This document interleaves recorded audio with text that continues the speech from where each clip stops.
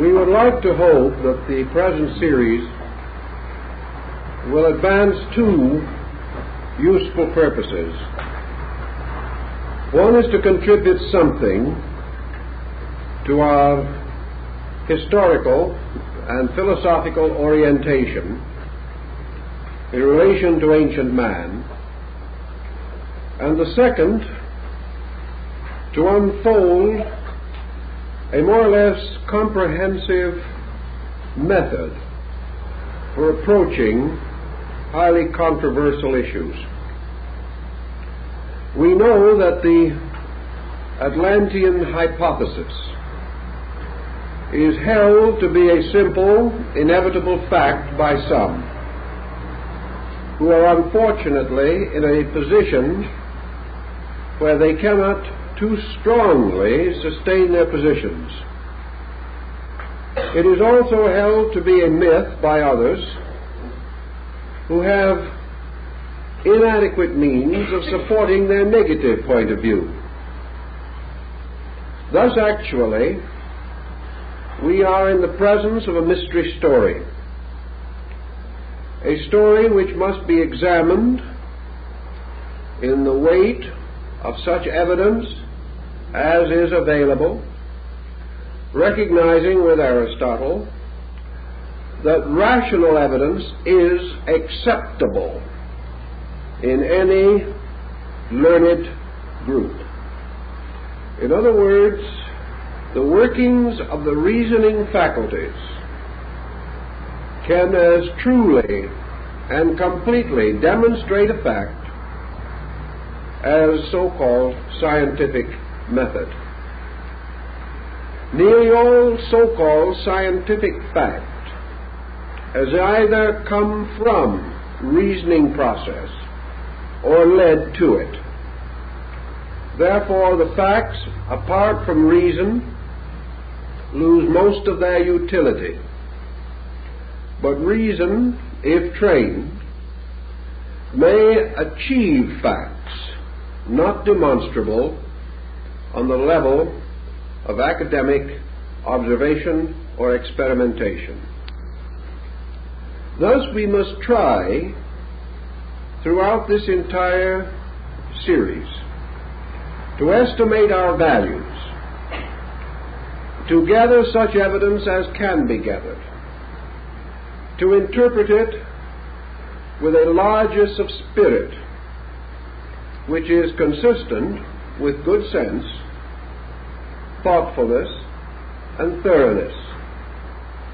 We are not seeking to attain an easy believing, but also we are not interested in denying merely because others have denied, or doubting because doubts are fashionable. What then is our basic problem? This problem deals with the existence of a comparatively important culture group at a time which we would generally regard as prehistoric. Perhaps better we should say that this group stands in the dim dawn light between prehistory and history.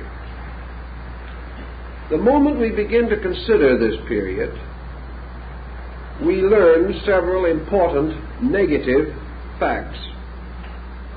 The first is that in spite of our achievements in many branches of learning, we have not been especially successful in pushing back the boundaries of history. We divide the world now into two distinct groups or periods, one historic and the other prehistorical. About prehistorical eras in general, we have a fair knowledge. We know something of the primitive man. We have the Piltdown skull, the Neanderthal jaw, and things of this kind, which tell us that at a remote period the primitive ancestors of humanity lived upon this earth, struggled against the natural hazards of their times, fought monstrous animals, and perished into limbo, leaving but primary and rudimentary artifacts or remnants of their survival. By geology, we come to some knowledge, and by the further aid of ethnology and anthropology, we have a picture of the remote world. We also have a fair picture of the modern world, from the rise of the civilizations of Egypt and those which flourished in the valley of the Euphrates down to the present time. It is this strange, shadowy interval between the prehistoric world and the historical world that we know that gives us the most baffling problem. We are unable to trace the emergence of civilized man as we know him. We are also confronted with a curious circumstance that historical research sustains, namely that for the most part, history is the continuing record of the collapse of systems, of cultures, the decay of peoples, the decline of nations, the disintegration of empires. History is almost an unbroken record of things dying, fading away, falling into neglect and oblivion. Thus, our history of races is a history of decline and fall. Scattered around the earth are the prehistoric records and remnants of peoples called the old people. These peoples we have neither any clear way of envisioning, nor can we adequately reconstruct their mode of life. For the most part, the records and remains of these people are to be found in stone, carving, or monument. To such we must add the usual accumulation of the ancient rubbish pile, broken pots, ancient decorations, primitive implements, and equally primitive ornamentations. Yet as we look around through these early shadowy remnants of things, we see flashes of considerable cultural insight. We do not know where this insight came from, but we observe a strange conglomeration of things extremely primitive and flashes of high genius. The artists who ornamented the interior of the caves of Spain and France with their prehistoric drawings were not, strictly speaking, amateurs. Today, modern art is seeking to capture the vitality expressed in these ancient prehistoric paintings. The masters of old architecture who have left the ruins of temples, shrines, cities, and monumental statues and memorials in various parts of the world were not strictly savages. They possessed an unusual ingenuity. They also revealed considerable mathematical, astronomical, scientific skill. Who were they? Where did they come from, and where did they go? One would think that persons specializing in these fields would be so intrigued by this riddle, that they would be impelled to examine it, to give it greater consideration. This might well have been the case had it not been the scientific world rapidly developed a mass hypothesis, a grand strategy, and was content to permit supposedly or obviously irreconcilable factors to remain comparatively unconsidered. It was much easier to ignore certain evidence than to change the grand concept which would not include it in a satisfactory manner. I think the problem in Mexico is indicative of the general train of thought. Down in the civilizations that extend from central Mexico practically to Peru, there are several schools of archaeology that have been hard at work for many years. These schools can be roughly divided into three groups of thinkers. We will call them the American, the German, and the Mexican. These three schools represent three degrees of caution. And wherever we come in contact with these groups, we have more or less the same experience. Not far from the city of Mexico are the famous pyramids of the sun and moon at San Juan Teotihuacan. These pyramids, which most of you have seen at least reproduced in pictures, are monumental structures, obviously planned, well executed by a highly intelligent group of artisans and architects. So we can assume that we meet three of these archaeologists standing at the foot of the Pyramid of the Sun. We turn to the American archaeologist and we say, when were these pyramids built? And if he is a forthright man, he will say, probably, we really do not know. But you must certainly have some opinion on the matter. Oh yes, we have that. Where facts are few, opinions are numerous. Well, when do you think they were built? Well, I would think, says the American archaeologist, that they were probably built about the 12th century A.D. Perhaps the 10th. And if we want to get very, very optimistic and run into danger of strong criticism from headquarters, we can suspect perhaps as early as the 7th or 8th century. But certainly they are post-Christian in their monumental construction. Well, why do you say that? Well, we say it because it was not until the rise of the Tarascan peoples and other groups in the Great Plateau of Mexico, until they had reached a certain culture level, they could not have produced these monuments. They have to be recent. So you then turn to the Mexican archaeologist and you say, what is your opinion?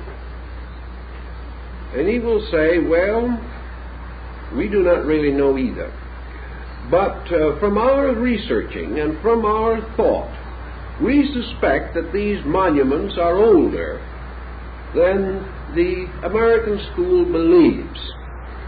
We would like to suspect that these monuments might go back 1,000, maybe 2,000 years before the Christian era, and that they were built by peoples who preceded the historical group in the Valley of Mexico. This assumes, of course, the existence of a pre-Aztec culture in this area. And according to the German viewpoint, the existence of such a culture is intimated in the remaining records of the Nahua peoples, for they distinctly seem to imply that these monuments were ancient at the time when they first reached the great plateau of Mexico. So the German scientist is inclined to be a little more generous. Then you turn to the Mexican scientist, who actually is in a strange way in the best condition and position to understand the achievements of his own people. He has had his ear to the ground for a long time, is well aware of the legendary and lore that are definitely parts of the descent of our records in this region. And with a typical Mexican shrug of the shoulders, he will say, "We do not know when they were built, senor. It is our opinion that perhaps they were built 8,000 years ago, 10,000 years ago. But we are convinced that they are far more ancient than has been suspected. And that the only reason why the present fashion is to insist that they are recent is because our whole concept of culture is based upon the concept that man's more recent state indicates a superior attainment. Therefore, that the man of the dawn of time could not have produced such monuments. Our picture of him does not permit him to have such ingenuity and advancement. But remember that we have no picture of this man except the one we ourselves have invented, so that we are really locked by our own invention. We have come to a conclusion, and we are trying to make the facts fit into the conclusion. In other words, we are reasoning from a conclusion and not toward one. This is, generally speaking, the attitude in nearly all parts of the world relating to ancient monuments. The modern materialistic school insisting upon everything being recent. The more conservative Teutonic mind being a little slower to arrive at such an end or finding, and the native peoples, whether scholarly or unscholarly, uniting in the concept of an extraordinary antiquity to certain of their most famous monumental structures. We do, of course, in some cases, enjoy native records. Our present tendency, however, is to assume that most natives are liars from the beginning, that either they have no knowledge of their own antiquity or have gone off into romancing and into myth and folklore to the degree that their records are not reliable. Actually, however, when we go back beyond a certain point, we have only mythology, only legendary, and only lore. If we eliminate these completely, we simply have no contact at all with man prior to the dynastic rise in Egypt. Thus we can say that some of these buildings may be recent, some of them may be ancient. Explorations on the site of the Great Pyramid of Kukulkan at Chichen Itza on the peninsula of Yucatan now indicates one building under another, and various estimates of from 9 to 15 structures inside of that one temple have already been advanced, indicating a sacred site rebuilt or overbuilt many times over a vast period of history. Thus, by degrees, the need for a concept of a culture, a comparatively advanced culture, appears over the horizon as we begin to seek reasonable or rational explanations for familiar things. So much for the physical level of our functioning. Now let us move to an entirely different theater of consideration, a different area requiring penetration. We are completely confused as to the origin of language. We have some rather skillful thoughts about it, but still we are unable to explain a number of important things. We accept much, question little, and hope for the best. On another level, equally important, we are without any adequate knowledge as to the origin of the sciences that we now consider basic. Who invented mathematics and when?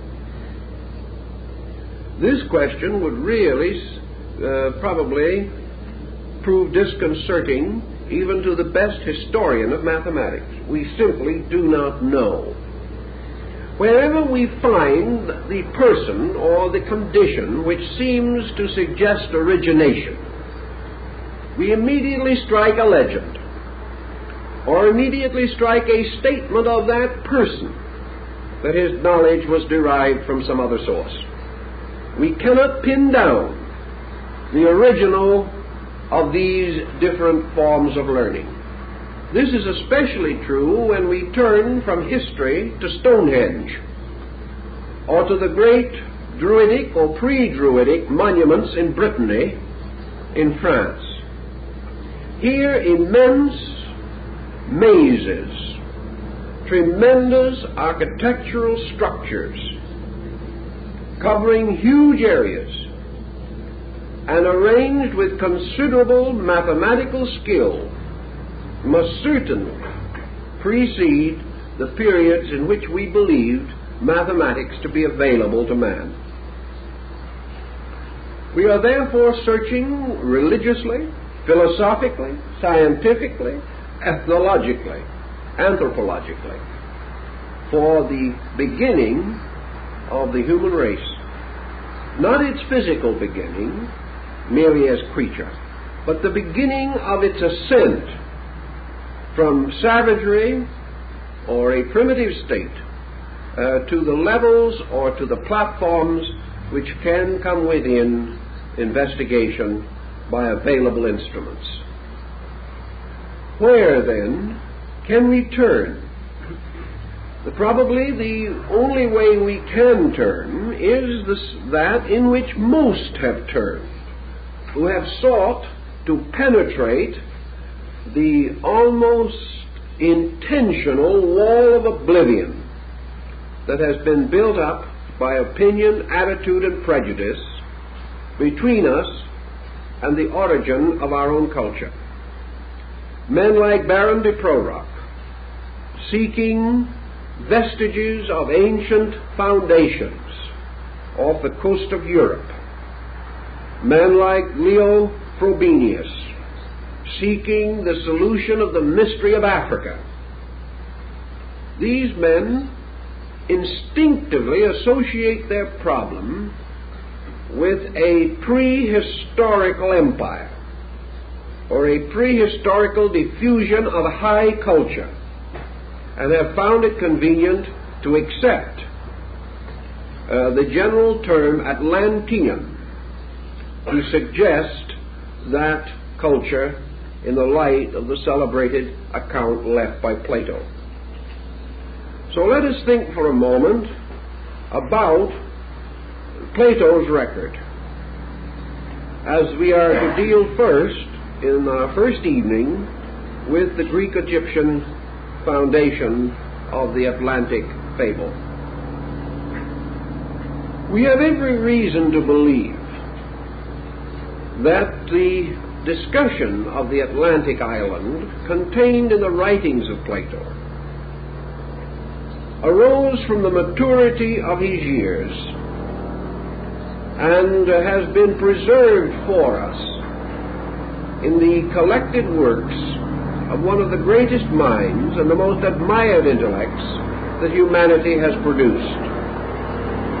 It would be difficult indeed to assume that the author of the Statesman and the Republic, the man whose mind so accurately and astutely estimated nearly every social and human problem, could have merely been fictionalizing, or have been himself easily deceived by some legend or lore. The actual story of Atlantis, as recorded by Plato, came to him from one of his disciples, a young man descended from the old Athenian lawgiver Solon. Solon, who flourished about the 6th century BC, was one of the 7 wise men of Greece. And it is very important to realize at this time that Solon is not included among philosophers, nor is he considered a mystic. He is not regarded as a scientist, and he was certainly not a theologian. Solon was exactly what our modern semantic association with the word Solon would indicate. He was a statesman. As a statesman, he was bound to the political and physical problems of his country. His primary contribution to Athenian life was a solution to the problem of the mortgage stones, which were heaped up on the corners of land to indicate various easements and various financial liens upon the properties. As during the course of centuries these properties changed hands and were mortgaged and remortgaged, a situation of considerable complication arose. The heaps of mortgage stones became so large there was no land left to till. So Solon had to fight with the problem of the ancestral and historical indebtedness of the Greek peoples. He solved this rather neatly, and also is remembered as the man who liberated the Grecians from the unhappy and difficult law permitting imprisonment for debt. It was not until the Middle Ages in Europe that this law was revived, and we are happy to say that it is now gone. If it wasn't gone today, there'd be no one out of jail. Now, Solon visited Egypt because of the general respect of the Grecians for the political and diplomatic skill of the Egyptian rulers. Egypt was a theocracy, uniting in the person of the pharaoh both priest and king. Egypt was also deeply versed in ancient laws and had a very skillfully developed system of legislation and jurisprudence. Solon went there, not in order to discover lost continents, but to find out some way to remove the mortgage stones. It was during this trip that the priests of Sais communicated to him the legend of the lost Atlantis. Solon was profoundly affected by the story, which he undoubtedly received as an historical fact.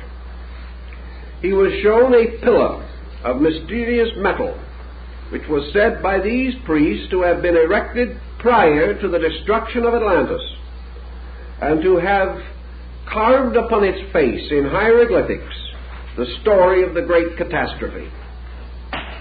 Solon, hastening back to Greece, became involved in the proper administration of his statecraft problems. Being a man of advanced years, he tells us that he was unable to advance and philosophize the story of Atlantis. He therefore left it as he had received it, in record only, passing it on to his descendants.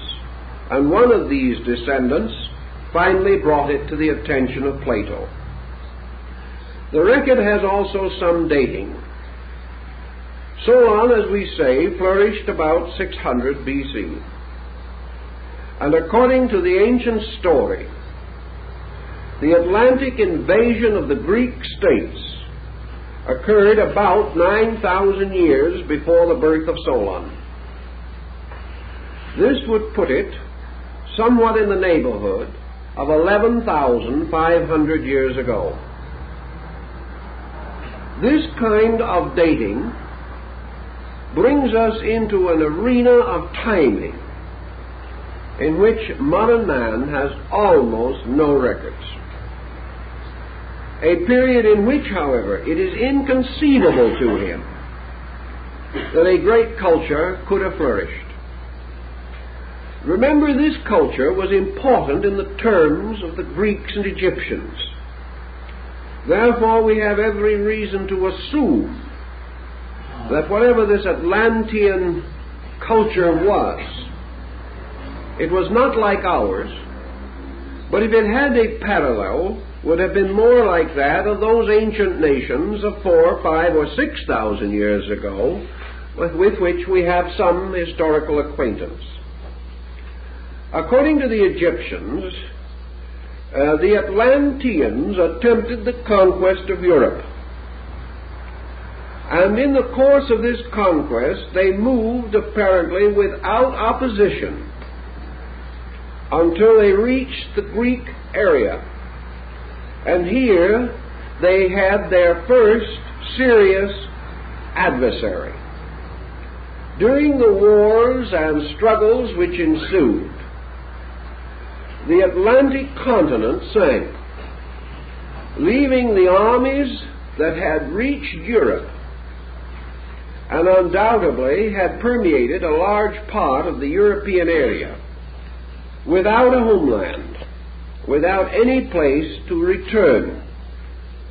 Also, undoubtedly, at that time, this disaster was far less significant than it would have been in terms of a modern military expedition.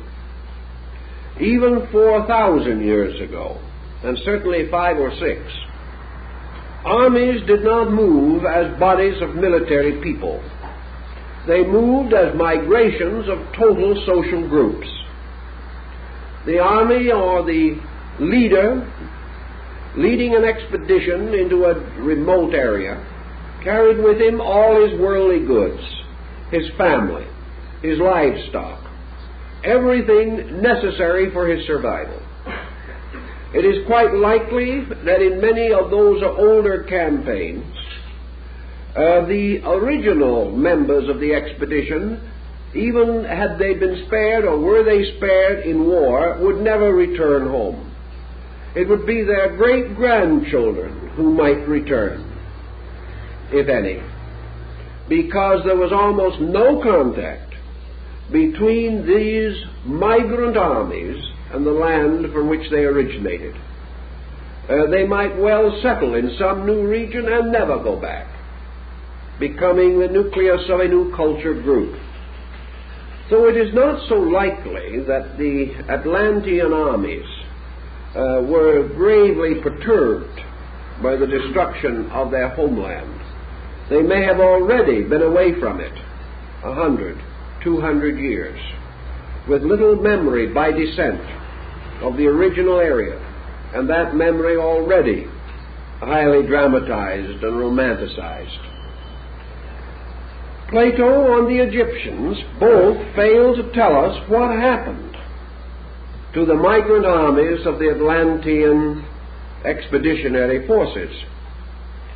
Obviously, they could not go home.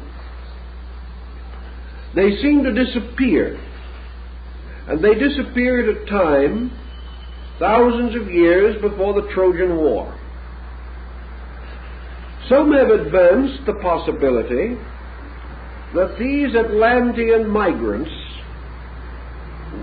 finally come into historical memory as the Egyptian people, that perhaps the Egyptians were these Atlanteans, that they gradually took over this area, bringing with them the cultural background of previous achievement. This might explain why we have no clear evidence of the origin of arts or sciences in Egypt. Why it also happens that the earliest Egyptian records indicate a people highly advanced, culturally, scientifically, philosophically, and religiously. We do not know where these people came from, nor do we know where the Atlanteans went. On the same ground, we have comparatively little knowledge of a primitive state of Europe, We have some. We can envision the Europe of the Goths and the Vandals.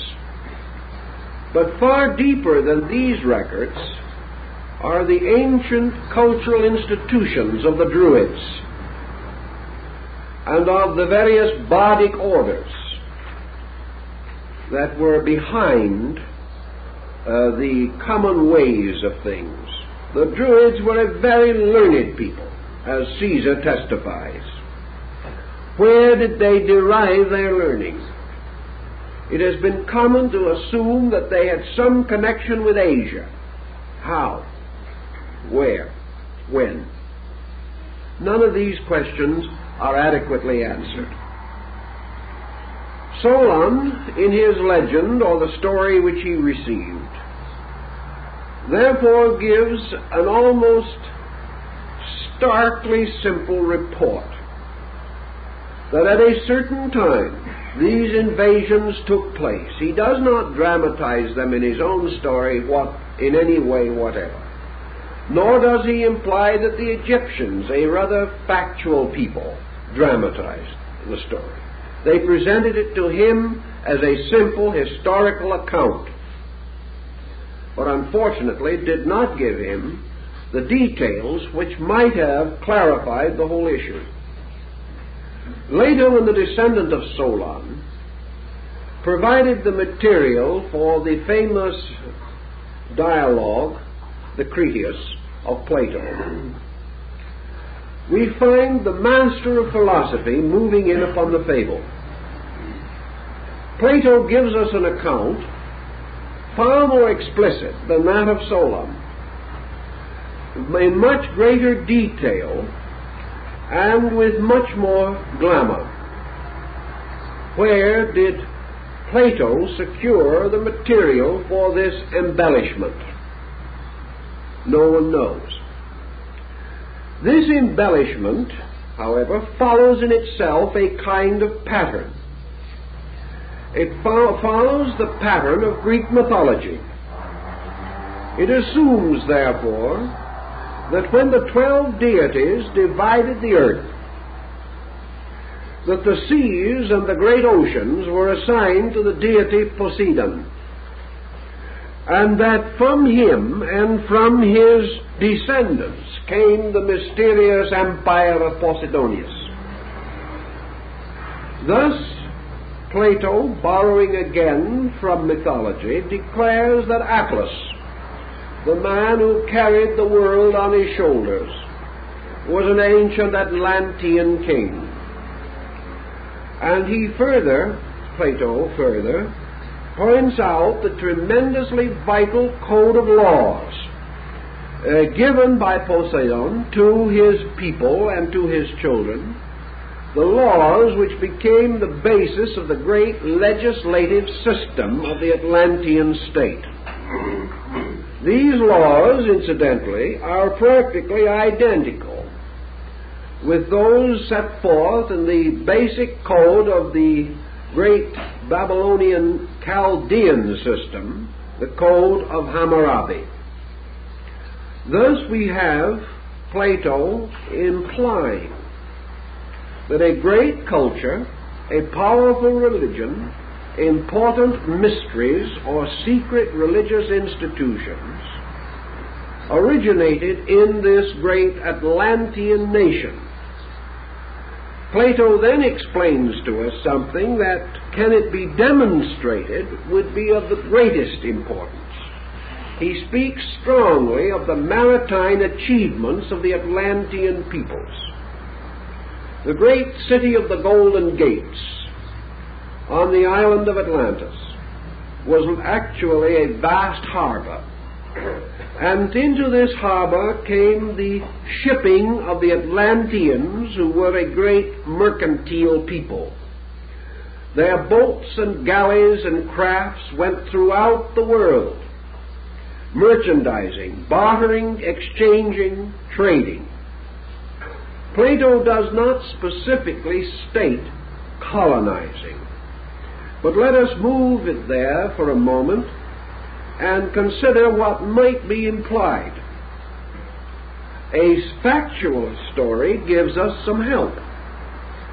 We know that the Chaldeans, at a comparatively early period,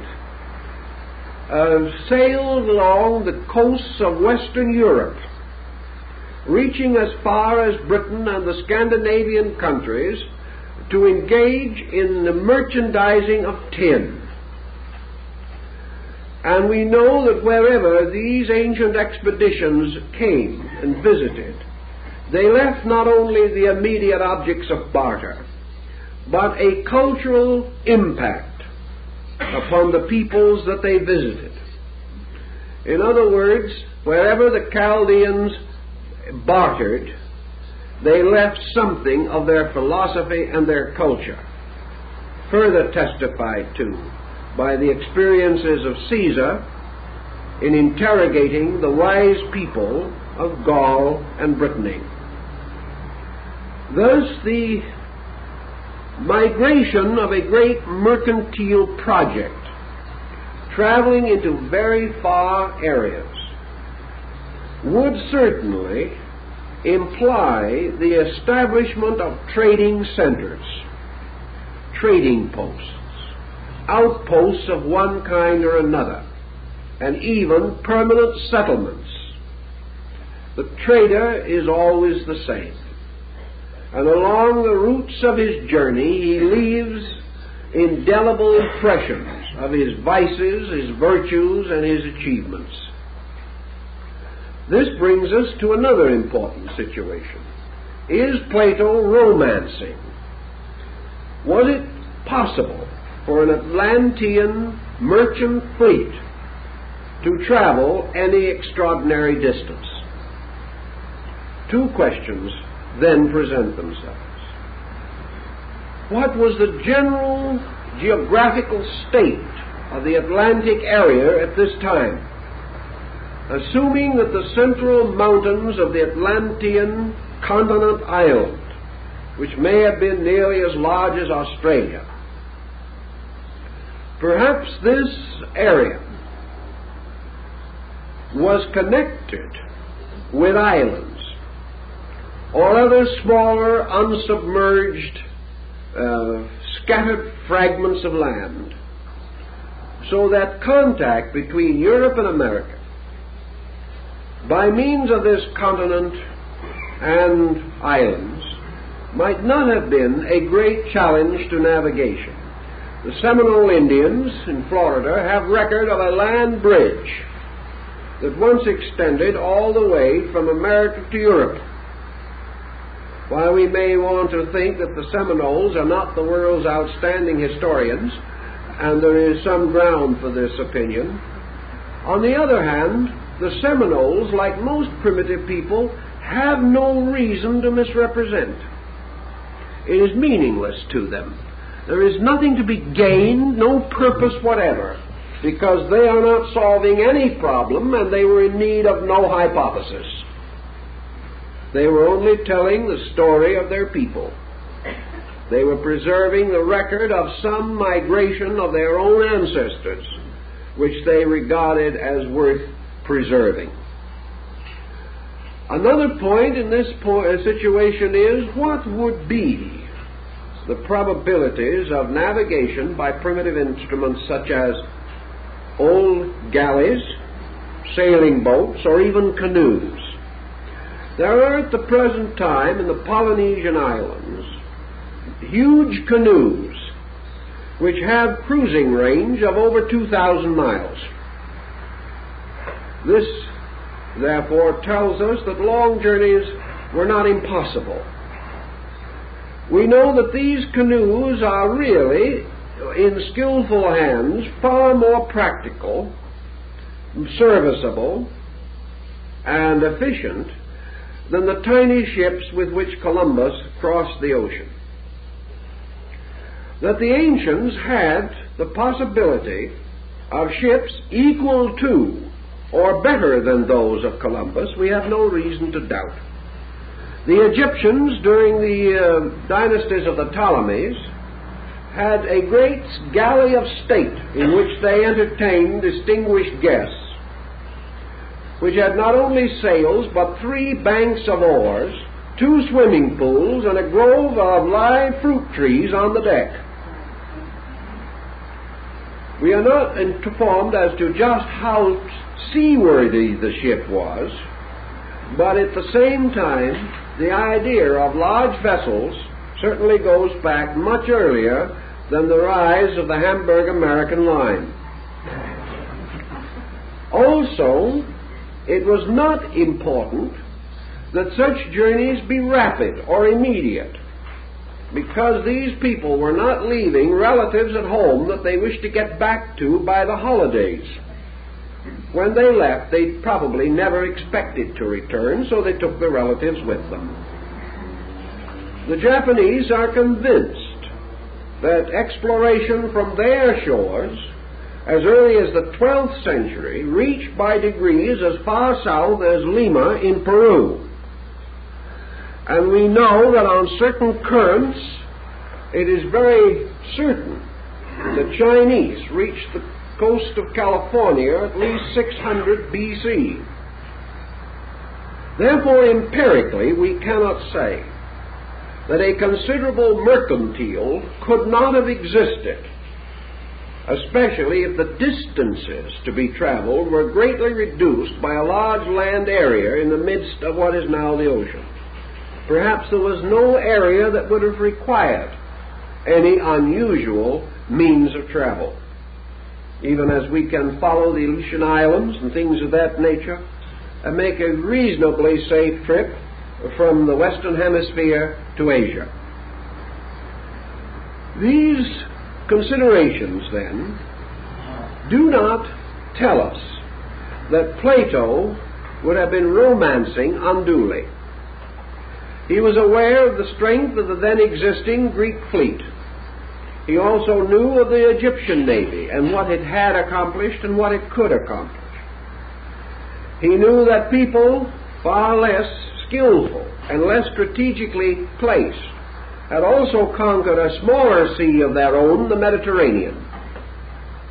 All these things were matters of degrees, not involving any major policy change. Let us assume then for a moment that in the course of their mercantile activity, trading and bartering for some reason, Plato does not tell us what they were seeking to merchandise. Perhaps like many powerful nations, they had built up a great level of luxury in their own culture, and that their people and their nation, which probably numbered some 60 million at its height, was a tremendous market for rare and remarkable goods from strange places. And even as the Assyrians are known to have brought foods, spices, and fine fabrics 7,000 and 8,000 miles for their luxury use, we do not know that it could not be that the Atlanteans wished to trade in these materials for their own enjoyment or for the raising of their own cultural level. But almost certainly, some kind of colonization had to accompany a large expanding program of mercantile. We have in the more recent times of our own world the same situation arising. The expanding power of the British Empire in the 17th and 18th centuries resulted in a vast colonization program, the establishment of such groups as the Virginia Company, the Hudson's Bay Company, the East India Company, and others, for the purpose of distributing these various wares which could be gathered from other countries. The gathering of the material in these other countries required central storage areas, such as the treaty ports that were set up along the coast of China in the closing years of the last century. Such programs must have carried with them cultural infusion.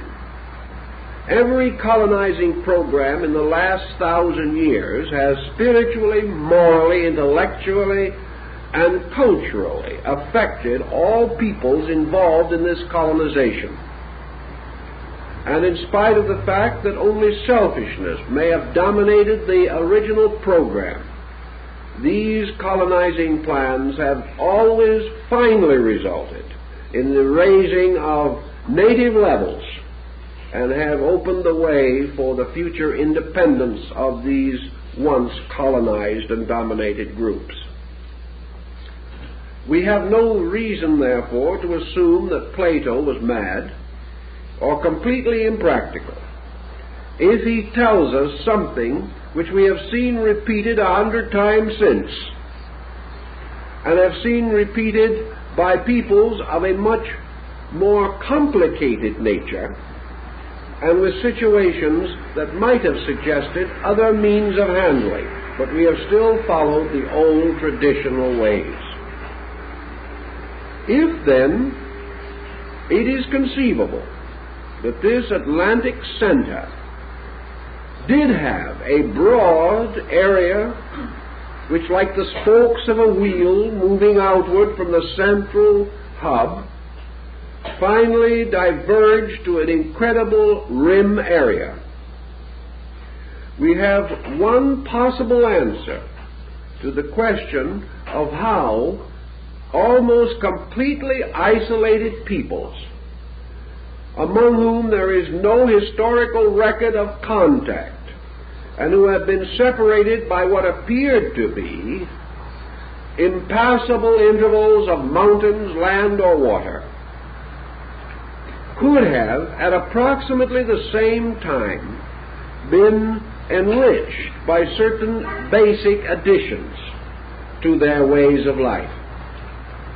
In thinking of this, let us turn to some of these peoples. Even the Greeks do not or did not believe that they originated their own culture. They said that their culture came to them by a mysterious person from a distant place. If you go into the Polynesians, if you go into the Northwestern American Indians, or the Southwest Indians, or the old Iroquois League, or the Plains Indians, if you go into the Eskimos' culture, or to China, Japan, India, Persia, Syria, Assyria, Egypt, there is not one of these culture groups that will take the responsibility for having originated its own culture. This is important.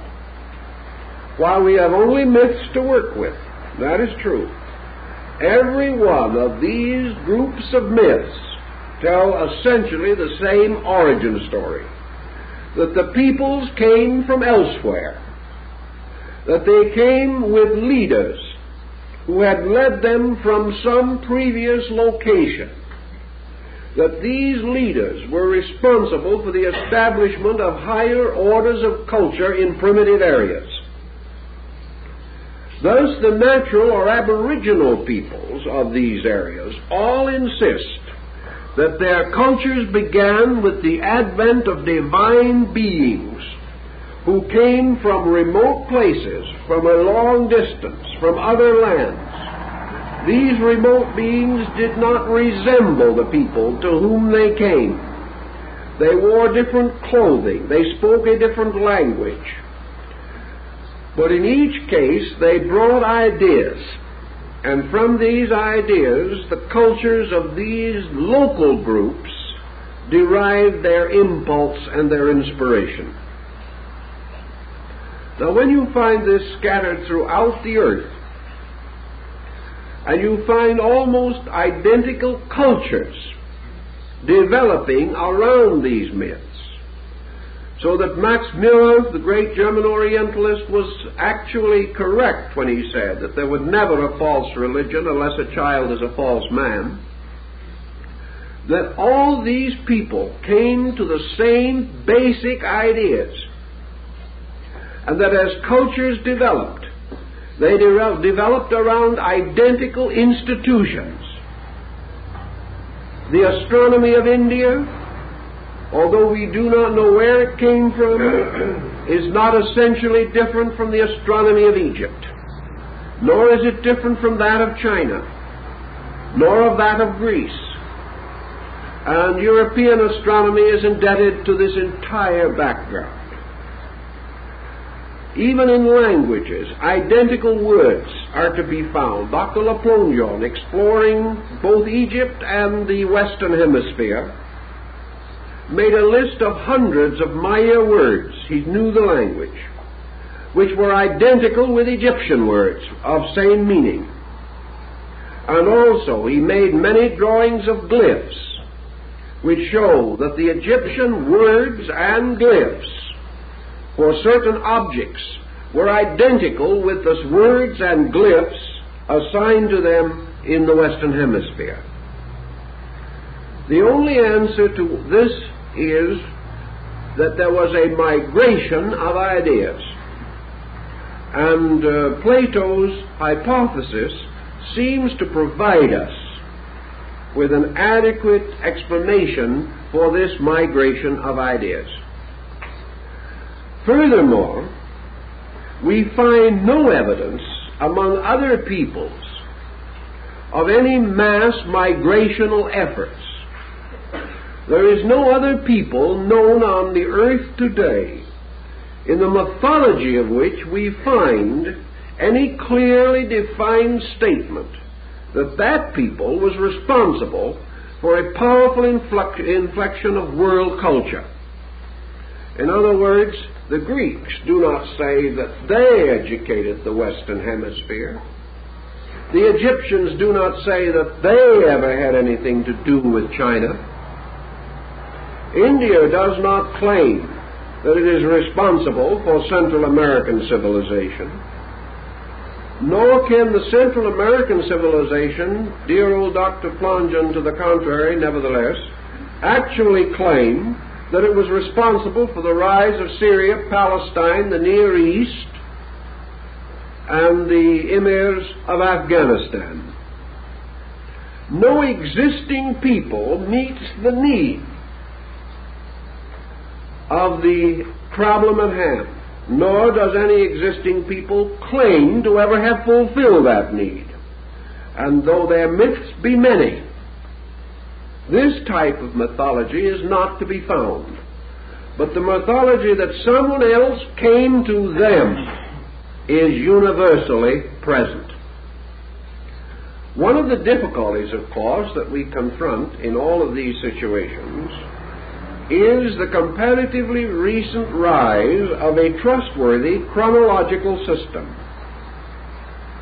We have a reasonable system in China by which we can push back dates 2,000 or 3,000 years before the Christian era, but after that we are dissipated in mythology again. We can integrate the concept of Egyptian dating perhaps 6,000 to 7,000 years. In India we are not quite so fortunate as far as chronological material is concerned. The Maya chronological system, which is perhaps one of the most perfect in the world, has only a comparatively recent history in the Western Hemisphere, and their own system of chronology implies definitely that it was set up elsewhere long before. But we do not have any trustworthy system of dating. We cannot raise the question, therefore, what were these people doing 10,000 years ago? We have no chronology to assist us to differentiate these periods. In fact, we could not spot them within several thousands of years. Thus we have only legendary. We have only the concept of the long, long ago. We are back to the most elusive of all dates, once upon a time, where every legend, fairy story, and fragment of folklore has its beginning. This once upon a time, however, has one interesting, demonstrable element. This once upon a time is related to area. and we are able to gather to some degree a picture of timing from location.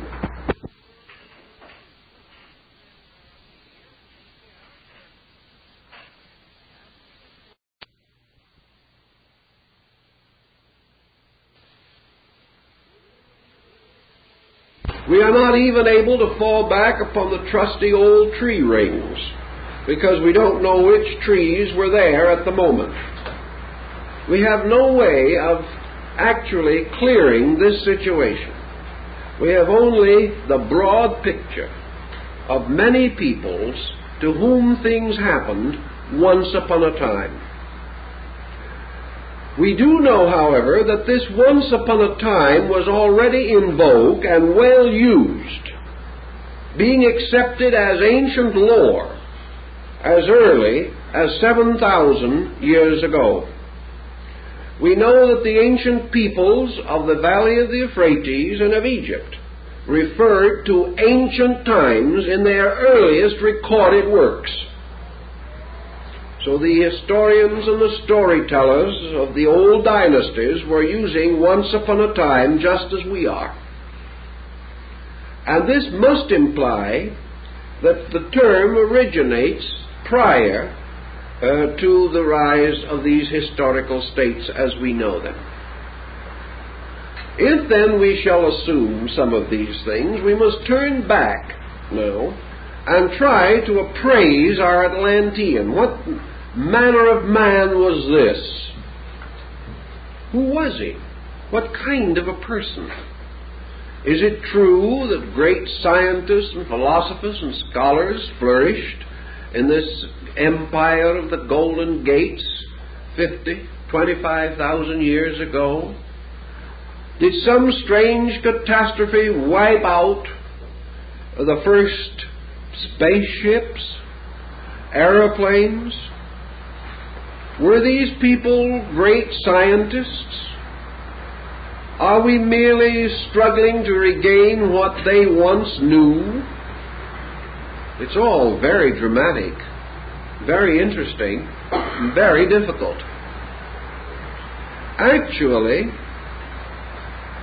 we have to develop our premises very largely from the only record that we have in the Near Eastern area, in the Mediterranean area, and that is Plato. He tells us that they had great laws, good laws.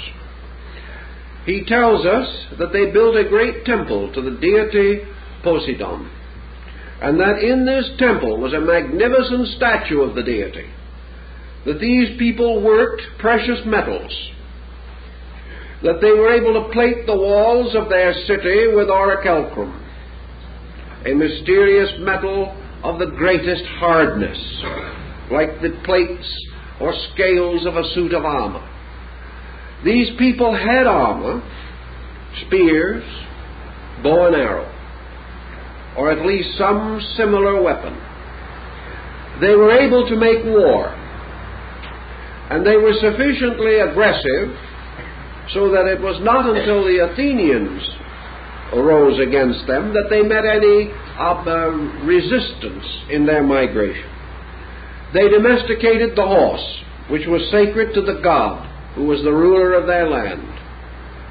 They possessed the knowledge of the tilling of the soil, and from the description of their harbors, their earthworks, their ships, their laws, their ancient hierarchical orders, the descent of their rulers, their princely and priestly families, their knowledge of medicine, law, and science, from all these fragments put together, we must have been in the presence of a reasonably advanced type of person. Now, this does not mean, by any circumstance, that we must regard the Atlantean as a miracle or a wonder of wonders. All we need to do is to see him standing in the background of the ancient world, standing against the background of the great dynasties of Babylonia and Egypt, standing perhaps almost like some vast pre-Egyptian in the midst of the city which he had built, the city of great monuments and pyramids, a wonderful city on a wonderful land, fertile, which he was able to cultivate, for he had learned to gather the fruits of the fields and to sow the grain. He had gained much knowledge.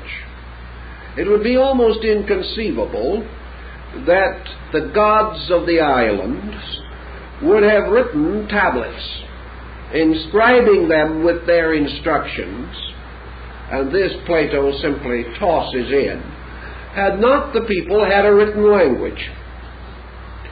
Nor would he be likely to refer to these achievements had they no histories or historical records. So we must assume that perhaps, as in the case of Egypt or Greece, that some at least of the Atlanteans were literate, that they possessed a written language and could preserve history, that they could also preserve chronology, and that perhaps they are some almost hypothetical Mayan, a learned person such as those met by Cortez when he arrived in the Western world and beheld for the first time the Venice of America, the city of floating ships and islands, ruled over by the wise and colorful Montezuma.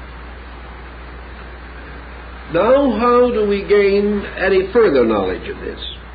We gain it again by going to the myths of these circumference peoples, the mysterious beings who came to them in the dawn of time, responsible for their advancement and their knowledge, are always attributed as possessing such attributes as we have listed.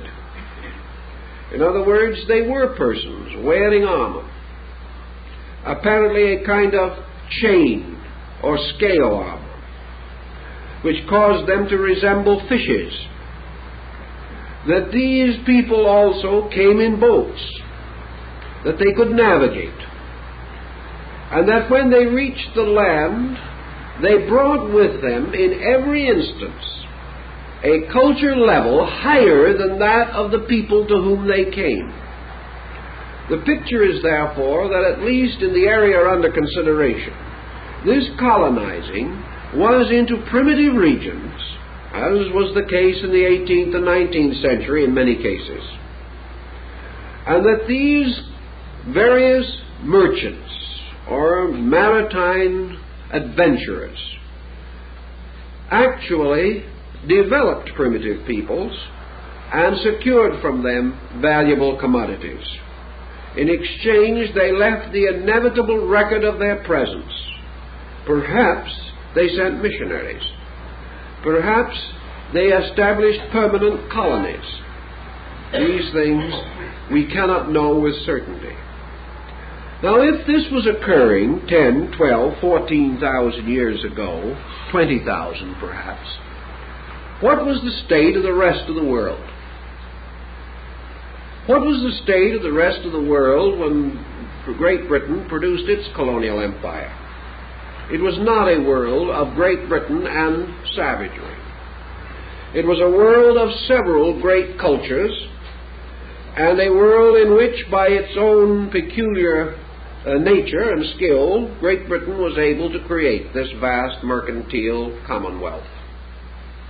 Now, it is not at all necessary that at the time of the Atlanteans no other civilized people existed.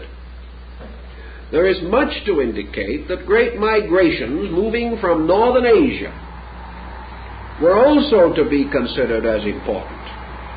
For the beginning of the great Arya migration, which was to finally take the place of the Atlantean world and to dominate the culture which we now know, was certainly underway, moving into the theater of world affairs, down through the valley of the Sind and the great Indo-Gangetic plain of India.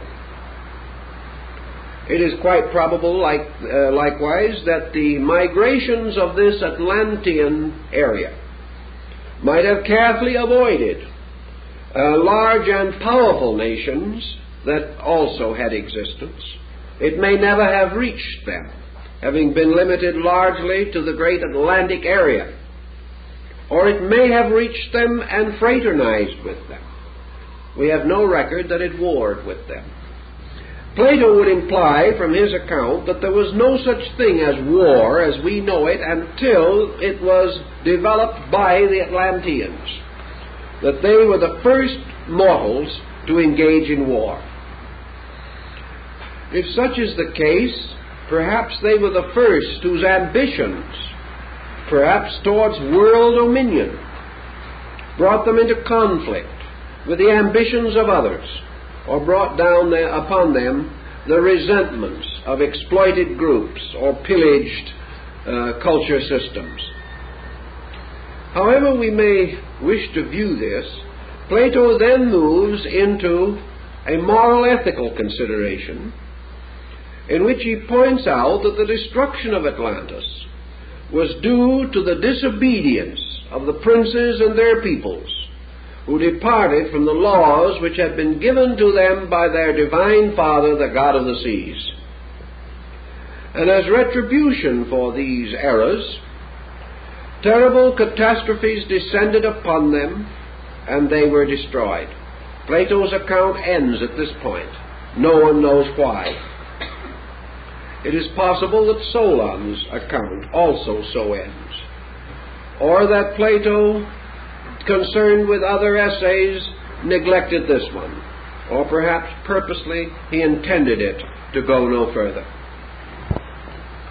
In any event, we have the powerful concept of such a cultural center.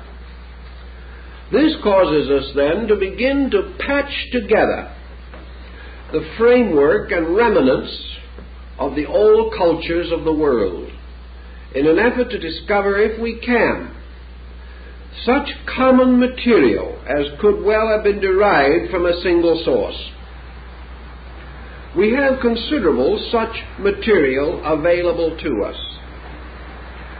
For example, one of the earliest accounts relating to this arriving out of the sea of the stranger on his ship or upon his raft of serpents is that related to Dagon, the Babylonian Chaldean culture hero.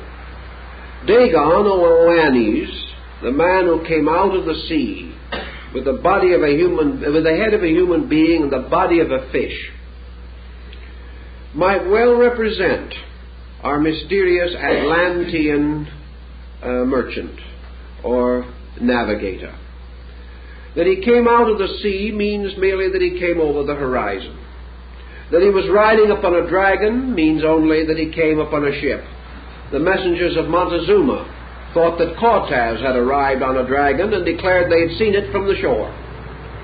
So we can pretty well consider what this means.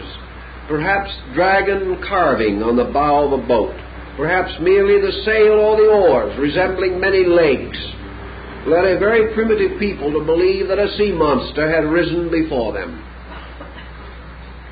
In any event, what was the first thing that this seaman taught to the people in the valley of the Euphrates? The first thing that he is said to have given them was good government. Good government meaning social organization. He taught them the importance of cooperation, of the building of tribal or national consciousness, of giving them community life, of having them settle to become the dwellers in towns and villages, to end their ancient wanderings. He also taught them to cook their food, which previously they had eaten raw. He taught them that it was not necessary merely to fish for their food with a bone hook. He taught them how to snare and capture animals. He taught them how to weave cloth. These are things that are particularly related to these cultured deities. To till the soil to gather medicinal herbs, to treat various kinds of sickness, to organize a calendar for the historical and chronological preservation of their dates, and also a written language in which they could preserve records. Furthermore, he taught them to build by laws of architecture, and in several cases he is accredited with having given them music. He is certainly associated with basic arts and sciences and crafts. And before the completion of his mysterious sojourn with them, he had given them the momentum, the impetus to achieve to a new level of social greatness. Now, in several instances, we observe thinly veiled what may be the realistic answer to the problem. Namely, that this same man taught them to gather various plants, taught them to mine the earth, taught them to catch birds for beautiful plumage, and also to raise special fruits and harvests, leading to their prosperity. This implies that this visitor was setting up a proper situation for an exchange of goods. In other words, he was helping these people to develop skills, presumably with the idea that after they had produced this goods, he would take it and merchandise it for them. Furthermore, there is evidence that this stranger left artifacts behind him. He left things that had belonged to his people. These became sacred relics, regarded with the most profound veneration. Now, as we begin to analyze this stranger who came from the sea, we almost inevitably come to the conclusion that he could not have been one but many. And this is again sustained by the records. For the records in Chaldea alone seem to point to at least 5 persons concealed under the identity of Dagon, or Oannes, the fishman. These persons visited the area at widely different periods, but had similar missions and identical contributions to make. And gradually, in prehistory, these personalities were either considered as one person with a phenomenal length of life, or as re-embodiments or returns of this one person on a religious level as avatars or re-embodiments. So we look this over with a rather critical thought in mind. We seem to observe a great deal of solid common sense. We have someone coming at that time to a people, establishing perhaps, as in the case in Mexico, where it is said Quetzalcoatl brought with him a retinue of persons of his own kind, and established a kind of court or community. In some instances, the emphasis is upon religious matters, but always it is upon advancement. And in every instance, the same second act takes place. The strangers departed in due course, usually having appointed a successor or someone from among the people to carry on the program that had been started. In each case, the strangers promised to return, and in no case did they return. This is, I think, also important. Always the strangers said he would come back. Always he warned the people to keep the rules and laws, because he would come back and find out whether they had or not. Also, this stranger emphasized the need for honesty and for integrity and for dedication. And he warned the people not to abuse the knowledge which he had given them. stating that if they did abuse this knowledge, they would destroy themselves. So with fond adieus of one kind or another, this mythological ancestor, this psychological forebear, vanished back into the sea again. He always went out for the same mysterious road of water by which he had come. His ship or his dragon seemed to vanish under the ocean, and he was never seen again. And his people waited for him, and they kept his rules, sometimes for centuries and thousands of years. And many, even in the world today, whether we realize it or not, are still keeping those ancient rules and still waiting for the return of the hero who came out of the sea. Where you find this maybe in 40 or 50 scattered culture groups, it has to have a meaning. There has to be something under it. We can say psychologically that perhaps it originates within man. This can be advanced and sustained with some logic, but it does not explain the lack of certain growth factors. These primitive people say and demonstrate by their later action, yesterday we were savages. Then this man came, and immediately we were no longer savages.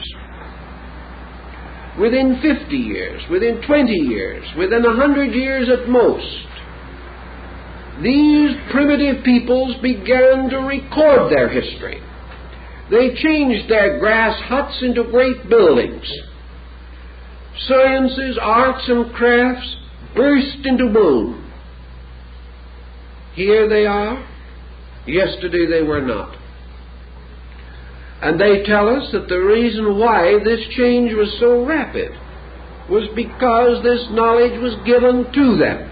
It was not evolved the slow and difficult way requiring thousands of years of gradual cultivation. This was given to them as a kind of birthright, a heritage. And they took it upon themselves, and in a very short time gained astonishing proficiency. Consider the modern situation. As a result of the entrance of higher culture groups into primitive areas, many backward areas of our earth have been completely transformed in 150 years. We know this is happening, and we know that within the next 50 years many new states and nations that 200 years ago were savages will sit as civilized human beings at the tables of our conferences. Thus rapidly does this contact bring with it the change in the state of things.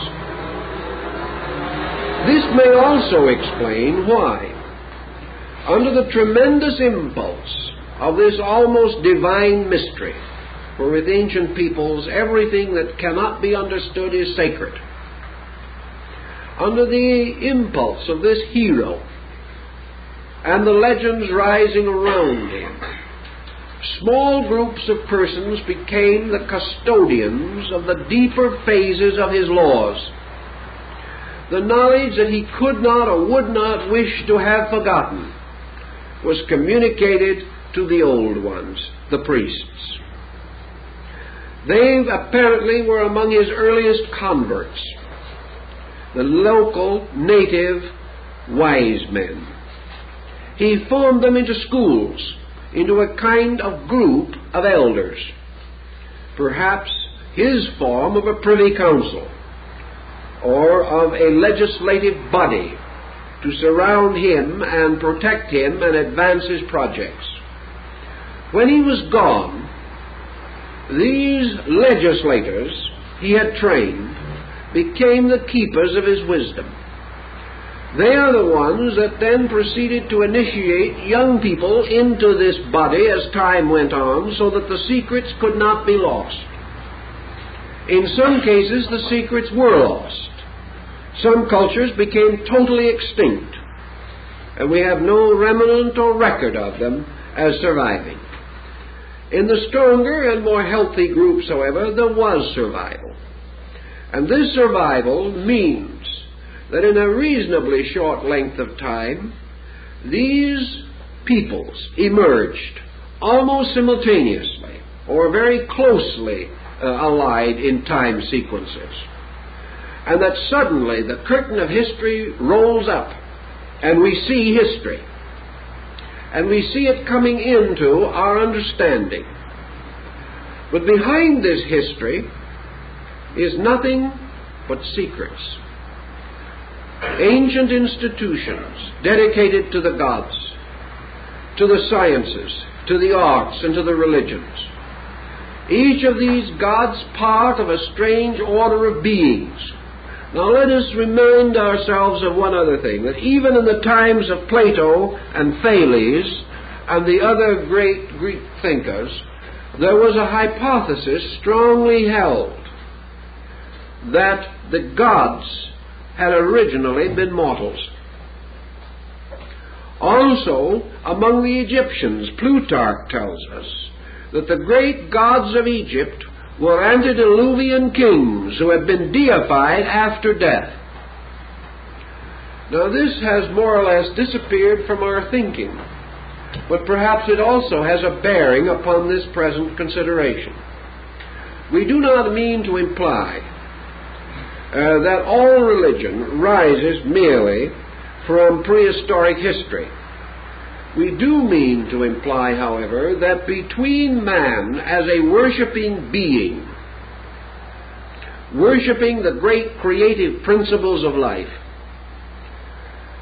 and man in his present complicated theological structure, there is an interval of interpretation, of impersonation, of personification, by means of which hierarchies or pantheons of divinities have arisen in nearly all parts of the world.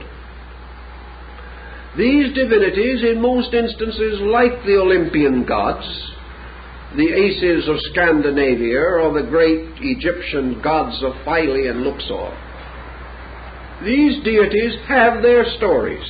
They have their histories. They have legends about them. They have their persecutions and their problems, their fortunes and their misfortunes. They were sometimes victorious and sometimes defeated, and they were subject to most of the moods that mortals can understand.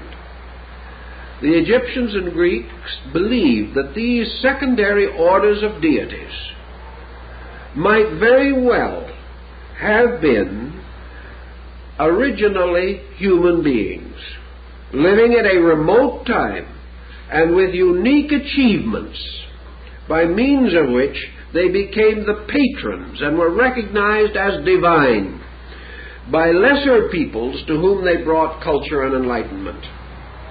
This would again fit into our hypothesis. If, for example, there was a cultured people, a highly civilized people, that took some kind of a paternal interest in the then wandering nomadic tribes that are now the nations of the world. If such cultivated persons existed, we have no record of them whatever except in that mysterious account of the time when the gods walked the earth prior to the rise of the ordinary human way of life. Every people has this account. The account that once upon a time the gods were among them, taught them, worked with them, gave them their privileges, established their priesthood, set up their monarchies, so that ancient peoples all believed themselves to have been descendants of deities, and even the Emperor of Japan believes that his dynasty goes back to the goddess Amaterasu Omikami, the goddess of the sun, a divine being from whom a human dynasty proceeded. Everywhere it is the same. Ancient rulers governed by the divine right of kings, and this divine right was by descent from the heavenly kings that preceded the human rulers. This thinking could take considerable interpretation. For it could well be that behind the history, this dim band that we cannot penetrate, is the band of these ancient gods. Now let us appropriate a scientific, philosophical, psychological thought. Supposing we assume that 6,000 or 7,000 years ago, primitive men, having attained, however, a measure of culture, began to contemplate their own origin. Suppose, for example, that the Eskimo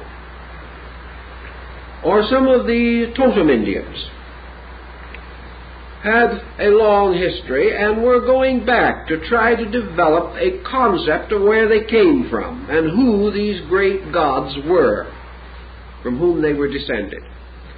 If they could go back to the earliest forms of their legends, there's one important thing that we must bear in mind. It is very difficult for any people or even an individual to imagine clearly a state superior to himself unless he is in the presence of example. It is quite possible for a primitive man of today, having seen a civilized man, to imagine him. But if the primitive man had never seen a civilized man and knew of no other kind of creature than himself, it is very doubtful if he could have imagined a group of ancestors or predecessors sublimely superior to himself. He would not have known how to describe them or what to call them. He could not imagine the origin of his clan being any different from the world that he knew. Yet our primitive forebears, arising from a primitive state, all had a clear concept of the existence in the world prior to their time of a culture system supremely advanced beyond their own.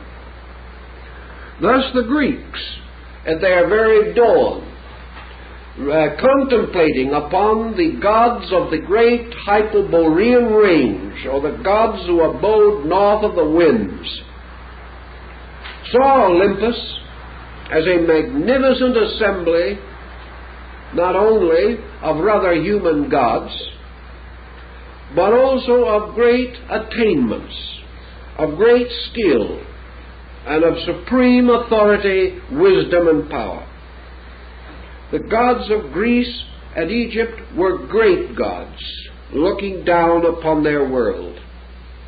And those who first envisioned them and gave us the ancient legends about them give us legends of a highly sophisticated nature, totally inconsistent with the people among whom these legends arose.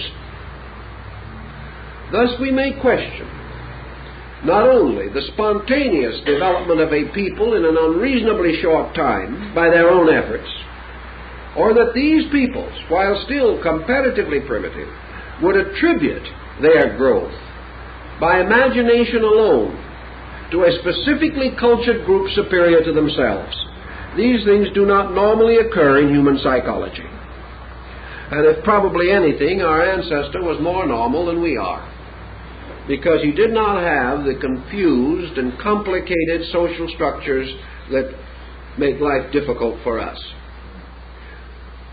So here we are with a new group of elements to consider. Let us take one of these elements and trace it briefly. Where did our religious insight arise? When Quetzalcoatl reached the shores of the Western Hemisphere, the man who came on the raft of serpents, he brought with him the worship of one God. When the ancient Oannes came to the shores of Babylonia, he brought the worship of one God. When Fu He, the great primitive ancestor of China, the man born out of the body of a fish, who rose from the sea and gave to the Chinese the mystery of the trigrams and the great writing, when he came to them, he brought to them the worship of one God, Shanti, imperial heaven. When Vishnu, in India, in the embodiment of the first avatar, born out of the body of a fish, and so created to rescue the law which had been carried to the bottom of the ocean by a demon, when this being came forth to become the inspiration of the great Puranic literature of India, he taught the worship of one God. When Virakaka came to Peru, he taught the existence of one God. And wherever we go, it is the same. These primitive peoples apparently had worshipped idols, or had worshipped fetishes, or had merely the primitive juju magic of the Vuitton and the African primitive. But immediately these leaders appeared. They brought the message of the one true Father. They taught that this Father was invisible. They taught that this Father was not embodied, but that this Spirit dwelt everywhere, in everything, and the Incas of Peru worshipped it by kissing the wind. They also believed in the importance of light as the symbol of the invisible power. And the Peruvians had a concept of the sun almost identical with that of Akhenaten in Egypt nearly 2,000 years earlier. Thus, this power that came, this teacher, brought basic religious ideas. These ideas spread wherever this teaching spread. But the spreading was confined to levels. And as Plutarch also tells us, the candidate for initiation into the mysteries was ultimately initiated into the mystery of the one true God, not known to the people, but having been given to the mysteries by their divine founders long before. Is it any more difficult to assume that these divine founders represented an ancient culture level than it is to believe that these divine founders are to be understood as actual deities who took upon themselves bodies at their pleasures, wandered about the earth like Wotan, and instructed a few whom they pleased? Is one hypothesis more difficult than the other? It seems to me that it is much more natural to assume that a man learns from his father, and that this father is his progenitor, his instructor, than it is that he learns from some invisible power that visits him remotely or occasionally according to some strange and unpredictable whim. So it would appear very reasonable. Now, if these teachers from far places had brought only abstract ideas, we could say inspiration, instinct, intuition would be applicable. But when among a widely diversified group, specific technical knowledge is communicated simultaneously over large areas, we must begin to question the pure intuitive hypothesis. It seems far more reasonable to assume that these teachings were derived from some previous and adequate source that had the means to disseminate such instruction. Now, if we assume also that these teachers at a remote time returned to their own lands, or that the great mercantile centers which they represented were destroyed, then we have several possibilities. If, for example, during the height of the British colonial theory, the British islands themselves had sunk, it would not have meant the complete dissolution of all these different colonial projects. It would have meant, rather, that these projects would have been thrown upon their own resources, and in varying degrees of preparedness would have had autonomy thrust upon them. It would also mean that such travelers, merchants, scholars, missionaries, humanitarians, as survived because perhaps they were either on the sea or in these distant regions at the time of the catastrophe, would be required to establish new domicile, and probably would remain with the groups where they had created areas of prestige. Thus we may have a phenomenon which is noted among ancient peoples, and that is the curious differences between what might be termed certain aristocratic families within a racial group and the structure of that group itself.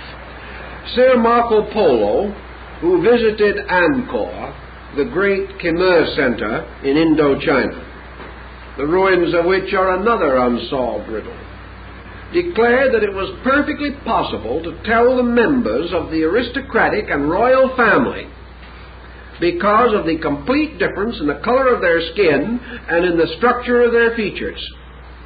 Although these people had been born there and had ruled there for centuries, they were not the same stock.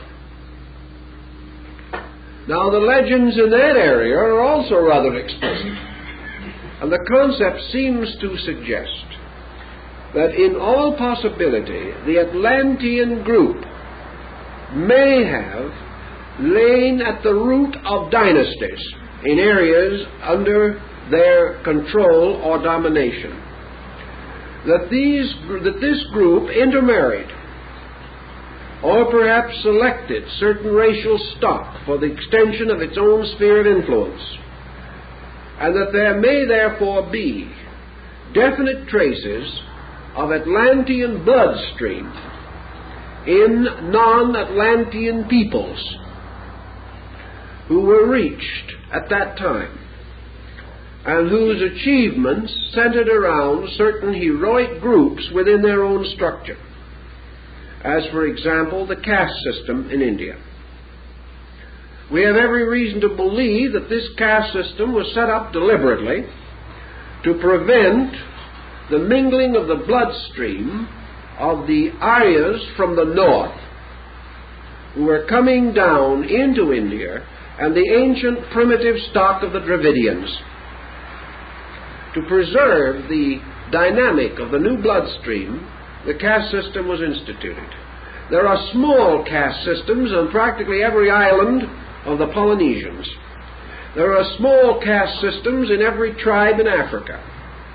These caste systems seem to speak of the descent of certain families that had custodial rights at ancient times, and the proof that there was a setting aside is in the structural difference in these classes, a difference which cannot be accounted for by any difference of opportunity or environment, or any known difference of racial background.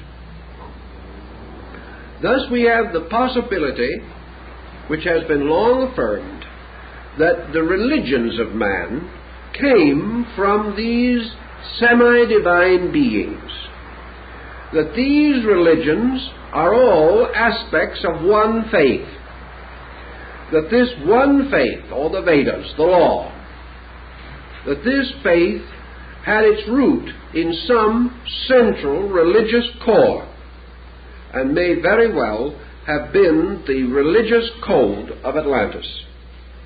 It is very close to the pronouncements given by Plato concerning the nature of this code for the government of the Atlantic islands.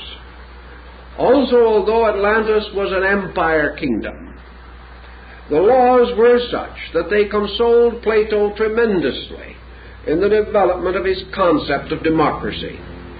The liberties, privileges, and rights of the Atlantean peoples indicated a high degree of socialized attainment. This attainment could well be the impetus which caused other peoples, receiving it for the first time, to feel that it led them out of bondage and brought them a new vision of the dignity of man. This whole problem, then, would rest upon what would happen if this hub area, as Plato has described, was destroyed in 24 hours, carrying with it to death nearly 60 million human beings. If such a catastrophe occurred, it would mean one of 3 or 4 circumstances. First, the breaking down, the collapse of this colonial relationship, insofar as those more remote areas which were seldom reached and only occasionally contacted were concerned. Such areas would have only a dim legend at best of some strange person that came to them, changed their way of life, and never returned. The second group, where more permanent voyaging had set up some type of semi-permanent structure, would have the more clearly defined social impulse to go on, to build empire.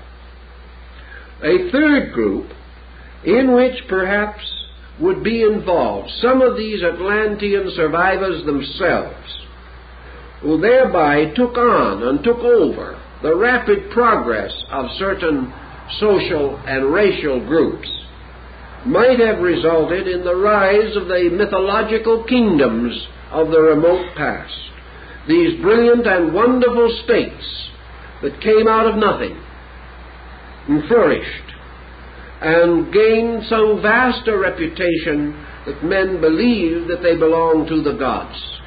These Atlanteans who stayed could well have been gods walking among men, living with them, as Quetzalcoatl is said to have lived for many years, and finally either dying or departing. One interesting point in connection with this story is that although these gods did come and perform these services and were apparently divine beings, most of them are reported to have died. 2 things. Either they went back to the sea, or else they remained and died. There are a number of accounts that they did remain and die, as for example the mound for the god Odin, or Wotan, which is still to be seen, the grave near Uppsala in Scandinavia. An ancient monumental mound said to be the graves of the gods. That these gods died of various causes is also suggested. And in some instances, the legends are so confused that it seems as though later generations, trying to preserve the heroic nature of these deities, did not wish to let it appear that they had died. Yet Osiris died at the hand of his brother Typhon. The ancient gods and godlings, though greatly revered, were in a strange way mortal. And out of this mortality came this descent, this benediction by which a new generation of rulers came into existence. And among some tribes these were supposed to be the continuous re-embodiments of the same ruler, as in the case of the Dalai Lamas and Panchen Lamas of Tibet. Thus, many things fitting together fit into Plato's narrative. The problem of disobedience, which caused the destruction of Atlantis, might also very well play into our situation, because these peoples are regarded as the originators of war. And war certainly was among the earliest indoctrinations of mankind. That primitive warfare probably existed in the most primitive society, we do not doubt. But the great political development of warfare also emerges in the dawn of modern time, in the dawn of our historical period. Yet there are scattered about the earth's ancient battlefields in which highly trained troops went into war thousands of years ago, thousands of years before the conquests of Alexander and Caesar, and perhaps long before the siege of Troy.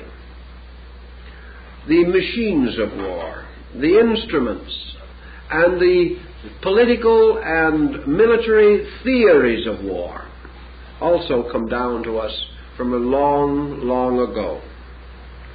All of the nations had these things, had them as they had the better gifts and wiser givings. And by degrees we see this emergence. We see a great period of glory at the root, at the beginning, a tremendous virility, a tremendous vitality of consciousness, the magnificence of Babylon, the transcendent beauty of the great classical civilization of Egypt, the wonderful glory that was Greece, the ancient grandeur that was Rome. We see the ruins of these great achievements, and we perceive also that by degrees these ancient cultures have vanished, and that in their place, in many instances, the peoples involved continually declined, so that gradually the makers of these great cultures vanished entirely. There are no longer any ancient Egyptians. The modern Egyptian is an Arab. His dynasty of old is gone, and history closed him off almost 2,000 years ago. Yet he had a great time and fell into darkness. Why were so many of these great institutions so blackened, so darkened? And why were still earlier ones, of which only myth remains, also always falling away into darkness? It seems that the great vitality of these cultures was imparted from some level of knowledge, from some measure of understanding, more dramatic and dynamic than has ever since come to the world. That these early impacts lifted men dramatically to a great achievement, and then came the story of life as we know it, the story which is nothing more than man drifting away from the truths he has learned, compromising, selling out his principles, leaving the ancient footings of ethics and ideals, transgressing the laws of the great beings who came to him in the dawn. They warned him that this would be their own destruction, but the people would not listen. They continued to fall away, so that our history is largely a falling away from the great spiritual foundations and a drifting into material accomplishments, a drifting perhaps which Plato could cover under his concept of another Atlantis, in which man is submerged by the sea of his own thoughts and is drowned in the processes of his own mind. In any event, this, I think, is the Greco-Egyptian core of our subject, the farther core from which so much else has to come, and upon which we must build our next consideration, which will be to begin the analysis and examination of the various records in various areas dealing with this subject and the effort we shall make to evaluate them. And we thank you for being with us.